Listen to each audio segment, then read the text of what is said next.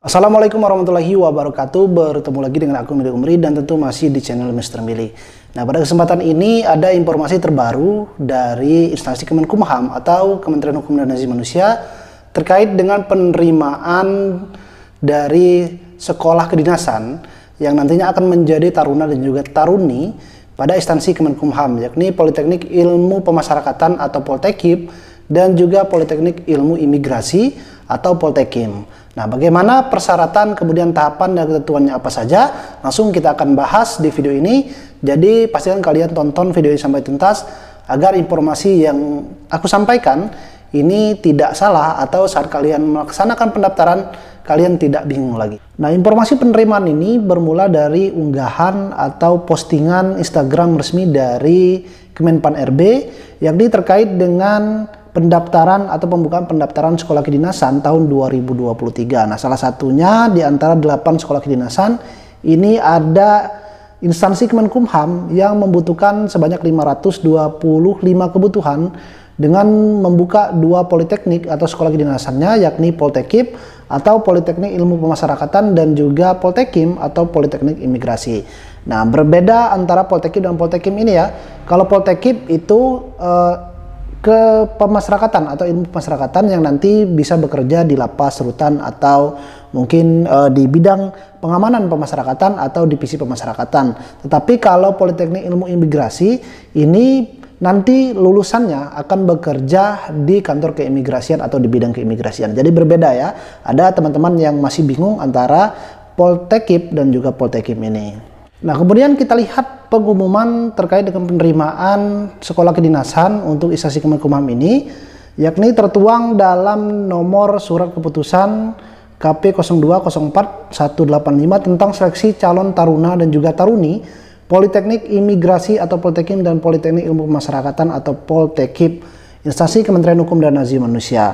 Nah, kita lihat untuk poin yang pertama ini, untuk seleksi calon taruna dan juga taruni sekolah kedinasan Kemenkumham ini ada 4 formasi yang dibuka. Yang pertama adalah formasi umum. Nah, formasi umum ini mereka yang mendaftar dari jalur umum tentunya dengan syarat wajib ijazahnya kualifikasi ijazah SLTA sederajat. Yang ini ijazah SMA, SMK, Madrasah Aliyah atau juga paket C itu juga boleh. Nah, kemudian ada formasi khusus putra putri Papua dan juga Papua Barat. Nah, ini mereka juga dari jalur umum tetapi mereka khusus penduduk atau asli dari provinsi Papua atau putra putri Papua dan juga Papua Barat. Kemudian selain dari formasi umum ada juga formasi dari jalur pegawai. Nah, jalur pegawai ini adalah mereka yang telah diangkat dan secara resmi sekarang bekerja menjadi PNS di lingkup Kementerian Hukum dan Asasi Manusia. Kemudian mereka mungkin ingin mengejar karir atau mungkin ingin melanjutkan menjadi perwiranya.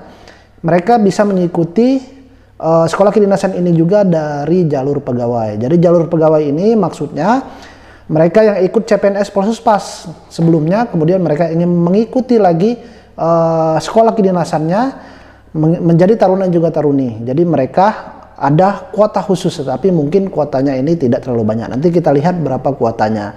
Kemudian ada juga formasi pegawai khusus dari putra dan juga putri Papua dan juga Papua Barat. Jadi membuka juga untuk yang mereka di Provinsi Papua. Jadi ada formasi khusus dari jalur pegawai. Selanjutnya untuk poin kedua terkait dengan persyaratan apa saja yang nanti akan kalian butuhkan saat mengikuti seleksi penerimaan dari sekolah kedinasan ini. Nah, tentu yang pertama adalah warga negara Republik Indonesia dengan menunjukkan atau menggunakan, nanti kalian mengupload KTP kalian sebagai syarat untuk mendaftar dan bahwa kalian memang warga negara Indonesia. Selanjutnya adalah pendidikan SLTA sederajat. Nah, SLTA sederajat ini mereka yang telah selesai melaksanakan sekolah menengah atas atau SMA, kemudian juga SMK bisa semua jurusan. Kemudian paket C itu juga bisa dan Madrasah Aliyah juga bisa. Jadi SLTA sederajat. Jadi wajib ijazahnya SLTA. Jadi bukan ijazah D3 atau S1 yang sudah kalian miliki. Kemudian kita lanjut untuk persyaratan berikutnya adalah usia minimal 17 tahun dan usia maksimal 23 tahun, 0 bulan 0 hari pada awal pendaftaran tanggal 1 April 2023. Dibuktikan dengan akte kelahiran dan surat keterangan lahir. Nah ini, jadi wajib kalian menyertakan akte kelahiran atau surat keterangan lahir. Jadi wajib ya, nanti diupload pada website pendaftaran. Nah untuk usia ini minimal 17 tahun ya, 17 tahun per 1 April. Kalau 1 April kalian belum 17 tahun, mungkin kalian masih 16 tahun, itu tidak bisa. Kemudian maksimal itu 23 tahun 0 bulan 0 hari per 1 April.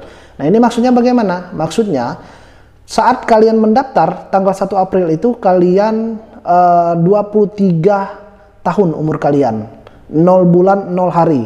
Jadi tidak boleh lewat 23 April 23 tahun 1 bulan atau 23 tahun 1 hari, itu tidak boleh. Jadi wajib 23 tahun 0 bulan 0 hari, itu maksimal untuk mendaftar sekolah kedinasan, baik itu dari jalur umum maupun dari jalur pegawai. Kalau tahun kemarin untuk jalur umum itu 23, tapi jalur pegawai itu 25 tahun, tetapi tahun ini disamaratakan, baik dari jalur pegawai ataupun jalur umum itu tetap 23 tahun 0 hari dan juga 0 bulan. Persyaratan keempat atau selanjutnya adalah tinggi badan laki-laki minimal 170 cm. Ini wajib ya. Tinggi badan laki-laki itu 170 cm. Kemudian untuk perempuan minimal 160 cm. Jadi 160 cm itu untuk minimal perempuan, dan badan harus ideal. Jadi ada masa indeksnya, kalian bisa lihat di Google. Jika berat kalian sekarang tidak memenuhi atau tidak ideal, bisa kalian mulai dari sekarang latihan fisik atau kalian turunkan berat badan. Jadi berat badan kalian diukur dulu berapa tinggi, kemudian kalian lihat berat badan kalian itu berapa idealnya. Karena nanti ini akan dites juga pada saat tes kesehatan. Nanti saat tes kesehatan kalian nanti akan diukur kembali terkait dengan tinggi badan kalian, berat badan kalian nanti akan dilihat juga. Nah nanti kalian akan ditentukan menjadi persyaratan yang tentunya mutlak, tidak bisa kalian toleransi lagi untuk persyaratan tinggi badan ini. Jadi kalau tinggi badan 170 cm, kalau 160 cm itu tidak bisa lulus. Tadi harus sesuai dengan persyaratan. Selanjutnya adalah berbadan sehat, tidak cacat fisik dan mental. Artinya tidak cacat ya, fisik kalian, mental kalian itu tidak cacat. Kemudian bebas HIV, AIDS, bebas narkoba, tidak pernah memakai kacamata atau tidak memakai kacamata atau soplen. Jadi tidak boleh ya, yang berkacamata itu tidak boleh untuk mengikuti sekolah kedinasan ini. Kemudian tidak tuli juga, tidak buta warna, tidak pernah mengalami patah tulang, jadi tidak boleh. Nah walaupun kalian mungkin ya, kalian ingin ikut, kalian menyembunyikan mungkin kalian itu buta warna, tetapi saat nanti tes kesehatan akan tetap ketahuan. Jadi tidak bisa kalian mengakal-akali, karena tes kesehatan itu akan dilihat semuanya, diperiksa.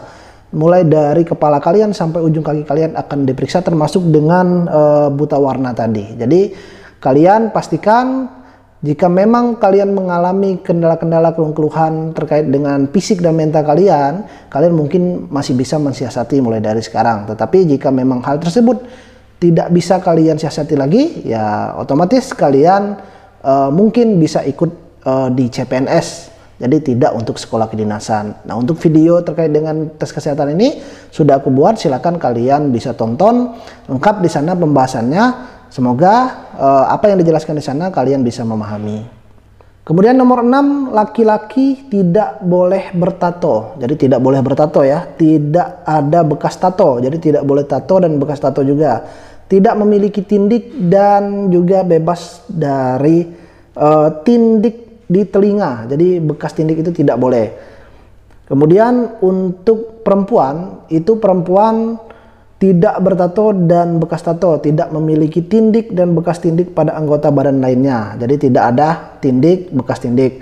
Kecuali, nah ini ada kecuali untuk perempuan, boleh bertindik di telinga atau bekas tindik di telinga hanya satu pasang. Jadi tidak boleh lebih dari satu pasang. Jadi satu pasang itu maksudnya untuk antingan ya. Jadi tidak boleh kalau di telinganya ada dua, di sini satu, di atasnya satu, itu tidak boleh. Artinya dua pasang. Jadi hanya boleh satu pasang untuk perempuan. Selanjutnya adalah belum pernah menikah. Nah jadi tidak boleh menikah ya. Artinya mereka yang ingin ikut sekolah kedinasan baik Poltekip dan juga Poltekim belum atau belum pernah menikah, dan ini juga dibuktikan dengan surat keterangan dari lurah atau dari kepala desa setempat, kemudian sanggup tidak menikah selama mengikuti pendidikan. Nah, jadi ini kalian buat suratnya nanti di kelurahan atau di kantor desa yang ada di tempat kalian. Kalian nanti minta surat keterangan belum pernah menikah baik secara agama dan juga adat.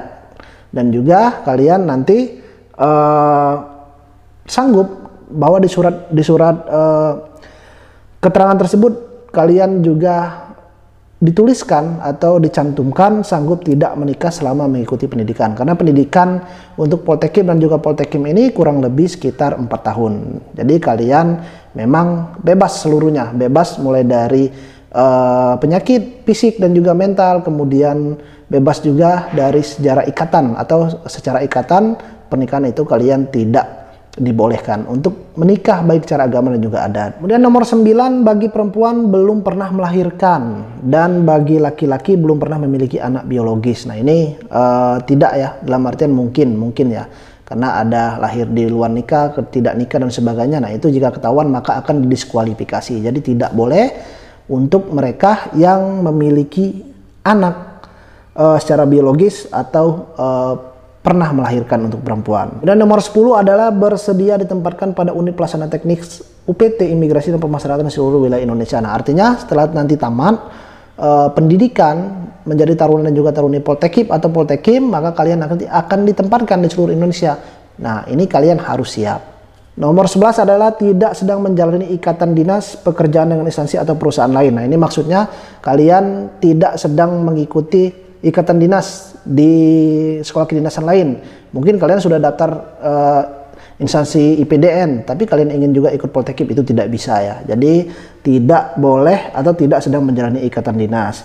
Pekerjaan dengan instansi maksudnya selain dari instansi Kemenkumham ya. Kalau instansi Kemenkumham itu boleh, nanti daftarnya dari jalur pegawai. Tapi kalau instansi lain itu tidak boleh. Atau juga kalian sedang sekarang bekerja di perusahaan atau di BUMN, itu juga tidak boleh untuk mendaftar. Jadi keluar terlebih dahulu dari perusahaan atau instansi tersebut, maka kalian baru bisa untuk mendaftar atau mengikuti penerimaan tes dari taruna dan juga taruni atau menjadi taruna taruni Poltekim dan juga Poltekim. Nah ini ada khusus bagi calon taruna dan juga taruni dari formasi pegawai ya. Jadi mereka yang dari formasi pegawai itu mereka harus meminta surat persetujuan untuk mengikuti pendidikan ikatan dinas dari pangkat golongan ruang setinggi-tingginya pengatur muda tingkat 1 atau 2B, dibuktikan dengan surat pengantar dari pejabat pimpinan tinggi. Nanti ini mintanya di tempat kalian bekerja ya, untuk teman-teman yang sudah menjadi PNS kemudian ingin mengikuti sekolah kedinasan, nanti minta suratnya itu di bagian kepegawaian, nanti akan diberi petunjuk untuk surat ini. Kemudian tidak dalam proses pemeriksaan, nanti suratnya juga diminta. Kemudian penilaian prestasi atau PPKP. Nah ini teman-teman yang sudah PNS juga tahu. Nanti saat bekerja kita kan ada yang namanya PKP, PPKP. Nah itu nanti kalian lampirkan di sana. Kemudian juga untuk pegawai yang sedang menduduki jabatan fungsional bersedia mengundurkan diri dari jabatan fungsional setelah diterima sebagai calon taruna dan juga taruni. Nah maksudnya untuk mereka mungkin yang jabatan fungsional dalam artian mungkin jabatan fungsional tertentu seperti perawat, mungkin bidan, seperti itu ya. Jadi instansi Kemenkumham bekerjanya kemarin, kemudian ingin ikut tes taruna dan mereka harus mengundurkan diri, bersedia jika mereka nantinya lolos. Sekarang kita lihat untuk formasinya, berapa formasi pembukaan sekolah kedinasan dari Poltekim dan juga Poltekim tahun ini. Untuk formasi sekolah kedinasan Poltekim ini sebanyak 300 taruna dan juga taruni. Nah, untuk yang umum laki-lakinya 219 taruna, untuk perempuan 71 taruni. Kemudian khusus putra-putri Papua laki-laki 3 taruna dan perempuan 2 taruni. Putra-putri Papua Barat laki-laki 3 taruna dan perempuan 2 taruni. Sedangkan untuk formasi sekolah kedinasan Poltekim sejumlah 225 taruna dan juga taruni. Untuk umum laki-laki 176, memang agak sedikit ya, menurun dari tahun sebelumnya. Kemudian untuk perempuan 43 taruni. Khusus untuk putra-putri Papua 2 taruni laki-laki, 1 taruni perempuan. Kemudian untuk putra-putri Papua Papua Barat ini 2 taruna laki-laki, 1 taruni perempuan. Nah, sedangkan untuk formasi pegawai sekolah kedinasan Poltekim ini sebanyak 10 taruna juga taruni. Ini untuk pegawai yang ingin mengikuti sekolah kedinasan Poltekim ini, mereka hanya disediakan 10 taruna dan juga taruni. Jadi tidak dibuka untuk khusus putra-putri Papua ya untuk Poltekim. Sedangkan untuk Poltekim ini 75 taruna taruni dari umum dibuka dan juga dari putra-putri khusus dari Papua itu juga akan dibuka. Selanjutnya untuk tata cara atau mekanisme pendaftaran. Nah, pertama, pelamar wajib melakukan pendaftaran secara online melalui laman http://dikdin.bkn.go.id dan mengunggah dokumen yang dipersyaratkan dimulai tanggal 1 sampai 30 April. Jadi pendaftarannya kurang lebih 1 bulan. Jadi masih ada waktu untuk kalian mempersiapkan dokumen, kemudian kalian baca-baca lagi persyaratan. Jadi jangan keburu-buru agar kalian itu tidak salah dalam mengisi data nantinya. Kemudian nomor 2, khusus bagi pelamar, formasi pegawai dan formasi pegawai putra-putri Papua Barat melakukan pendaftaran, unggah berkas lamaran dan cetak tanda bukti pendaftaran secara online dimulai tanggal 1 sampai 30 April pada laman catar.kemenkumham.go.id. Jadi mereka nanti mengunggah untuk melakukan pendaftaran di laman catar.kemenkumham.go.id. Pelamar hanya boleh memilih 1 sekolah kedinasan, jadi tidak boleh memilih keduanya. Jadi kalian bisa memilih Poltekim atau Poltekim, jadi sesuaikan kalian ingin mengikuti penerimaan sekolah kedinasannya yang mana. Tidak boleh berkomunikasi dengan panitia selama menjalankan proses seleksi. Nah, artinya selama proses seleksi kalian tidak diperkenankan. Mungkin kalian ada kenalan atau hal lainnya ya dengan panitia, itu tidak diperbolehkan. Selanjutnya adalah unggah dokumen. Nah, ini unggah dokumen ini ada beberapa dokumen yang kalian bisa siapkan dari sekarang ya. Kita lihat untuk pelamar formasi umum ini surat lamaran bermaterai 10.000 ditujukan kepada Menteri Hukum dan Asasi Manusia. Nah, ini surat lamaran ini, kemudian surat pernyataan juga itu bisa diunduh di laman catar.kemenkumham.go.id. Memang untuk saat ini belum ada, nanti akan tersedia mulai tanggal 1 April sampai dengan 30 April. Jadi kalian bisa unduh surat lamaran tersebut. Surat lamaran itu nanti kalian download, kalian unduh, kemudian kalian isinya diketik ya. Kemudian diketik, setelah diketik kalian print tanda tangan dengan tinta basah, kemudian kasih materai, biasanya kasih materai 10.000. Nah, ini ada materainya 10.000, kemudian baru kalian scan dan kalian upload nantinya. Jadi bukan tulis tangan, tetapi kalian unduh, kalian isi dalam artian diketik ya, diketik, baru kalian print, nanti kalian kasih materai 10.000, kalian tanda tangan, baru kalian scan lagi, baru kalian unggah. Selanjutnya adalah kartu tanda penduduk. Kartu tanda penduduk ini kartu atau KTP kalian yang sekarang. Nah, itu kalian bisa kalian scan juga, atau jika belum memiliki KTP kalian bisa menggunakan surat keterangan telah melakukan perekaman eKTP dari Disduk Capil, ini juga boleh. Selanjutnya adalah ijazah asli. Ijazah asli ini adalah ijazah SLTA ya, ijazah SLTA asli yang mereka miliki setara ijazah SLTA SMA, SMK, Madrasah Aliyah dan juga paket C. Nah, bagi mereka yang belum memiliki ijazah atau baru tamat, khusus untuk tahun 2023 sebagai pengganti ijazah wajib melampirkan surat keterangan lulus, jadi bisa menggunakan SKL yang ditandatangani oleh kepala sekolah menggunakan kop surat sekolah. Jadi untuk teman-teman yang baru tamat tahun 2023 ini sebagai pengganti ijazah, kalian bisa menggunakan SKL. Selanjutnya adalah akte kelahiran atau surat keterangan lahir asli dari Dinas Pendudukan dan Catatan Sipil. Jadi akte atau surat keterangan lahir dari Disduk Capil, bukan dari bidan atau dari puskesmas. Selanjutnya surat keterangan belum pernah menikah, ini kalian buatnya di kantor lurah dan juga atau kantor kepala desa sesuai domisili kalian, jadi sesuai tempat tinggal kalian. Kemudian surat pernyataan 6 poin ini sama dengan surat lamaran, kalian unduh di laman catar.kemenkumham.go.id. Surat pernyataan persetujuan orang tua, ini format surat pernyataannya dapat juga diunduh di laman catar.kemenkumham.go.id. Jadi ada 3 surat yang nanti bisa kalian unduh di laman Catar Kemenkumham, yakni di surat lamaran, surat pernyataan, dan surat persetujuan dari orang tua. Kemudian pas foto berwarna. Nah, pas foto berwarna ini untuk latar biru itu Poltekim, Latar merah itu untuk Poltekkip. Jadi bedakan ya, kalau ingin mendaftar Poltekkip itu latar pas fotonya biru. Kalau merah itu Poltekkip. Nah, ada tambahan untuk khusus bagi pelamar promosi umum putra-putri Papua, mereka harus melampirkan surat keterangan asli bahwa menyatakan mereka memang dari atau warga atau putra-putri dari Papua atau Papua Barat.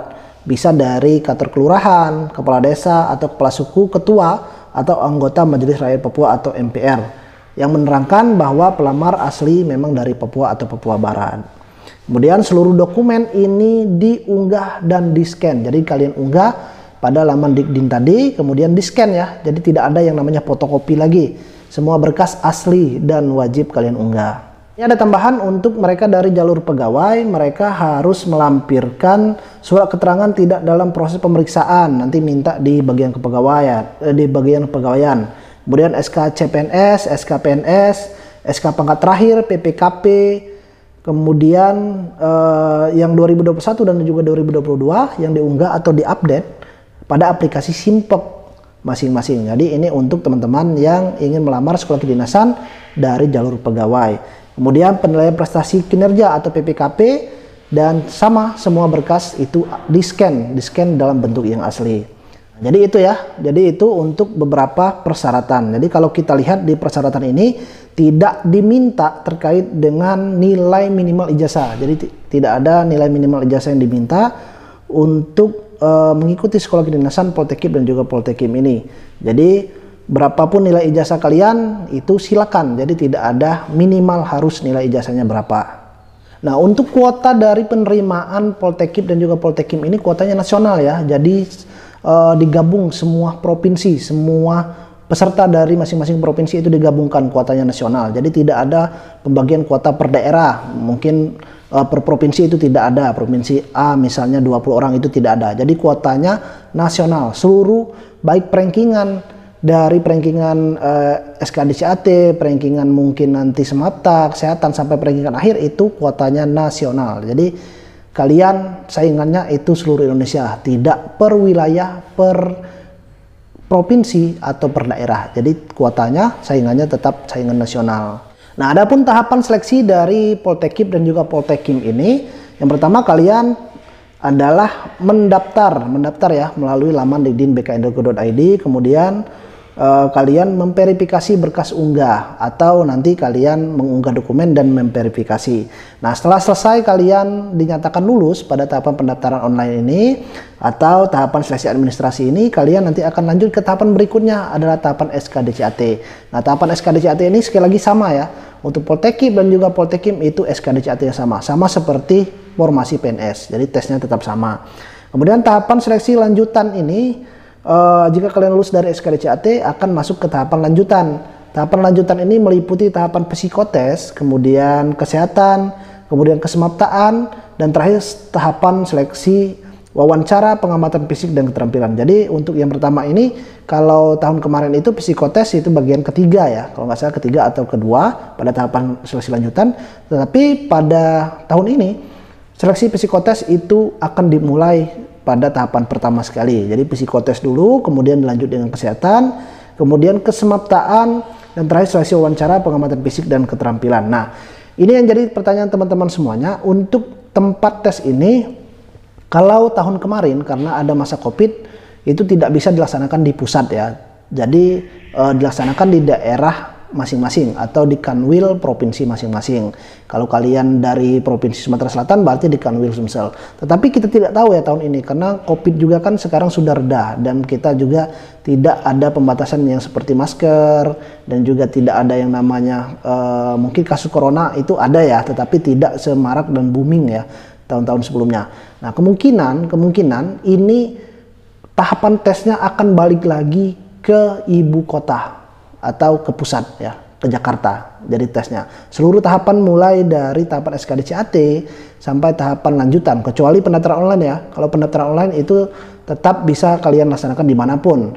Nah, sedangkan untuk tahapan SKDCAT dan lanjutan itu kemungkinan besar akan tetap kembali ke Jakarta seperti tahun-tahun sebelumnya sebelum adanya COVID. Tetapi ini masih jadi wacana. Nanti kita lihat untuk pelaksanaannya dan jadwal tetapnya apakah akan seperti tahun kemarin tetap di Kanwil daerah masing-masing atau langsung ke pusat seperti tahun-tahun sebelum adanya COVID. Ada jadwal seleksinya juga untuk pengumuman penerimaan itu mulai 29 Maret. Artinya sudah ada pengumuman. Kemudian pendaftaran online 1 sampai 30 April 2023. Seleksi SKDCAT ini dilaksanakan rentang antara bulan Mei atau Juni 2023. Kemudian untuk pelaksanaan seleksi lanjutan itu dilaksanakan rentang antara Juli sampai dengan Oktober 2023. Nah, ini kalian masih ada waktu untuk persiapan ya, untuk persiapan belajar tes SKDCAT. Jadi jangan sampai kalian tidak menyiapkan dengan baik, karena yang namanya sekolah kedinasan ini seleksinya sangat ketat, berbeda dengan penerimaan CPNS. Nah, untuk teman-teman yang bertanya kapan penerimaan CPNS, tentunya ini masih menunggu ya. Biasanya setelah sekolah kedinasan nanti akan dilanjutkan dengan pendaftaran CPNS, tetapi kita masih menunggu. Dan apakah tahun ini Polsuspas atau CPNS penjaga tahanan ini akan dibuka, kita juga masih menunggu, dan pasti akan aku informasikan baik di IG aku atau di YouTube aku. Dan pendaftaran untuk Poltekim dan juga Poltekim ini gratis ya, tidak ada yang namanya dipungut biaya sepeser pun atau Rp1 pun. Jadi pendaftarannya gratis, kalian semuanya bisa mendaftar dan nilainya yang keluar juga transparan. Jadi silakan untuk teman-teman yang ingin mendaftar, silakan mendaftar, baca persyaratan dengan baik, kemudian persiapkan. Dan yang penting belajar tes SKDCAT. Nah, untuk teman-teman yang mungkin butuh bimbingan, silakan nanti bisa kalian mengikuti bimbingan bimbel yang aku selenggarakan. Jadi silakan kalian bisa mendaftar. Oke, mungkin itu informasi yang dapat aku sampaikan. Jadi untuk teman-teman yang mungkin masih ada pertanyaan, silakan bisa DM ke IG aku Mili Umri atau langsung tulis di kolom komentar dan nanti akan aku jawab. Terima kasih sekali lagi dan aku akhiri. Wassalamualaikum warahmatullahi wabarakatuh.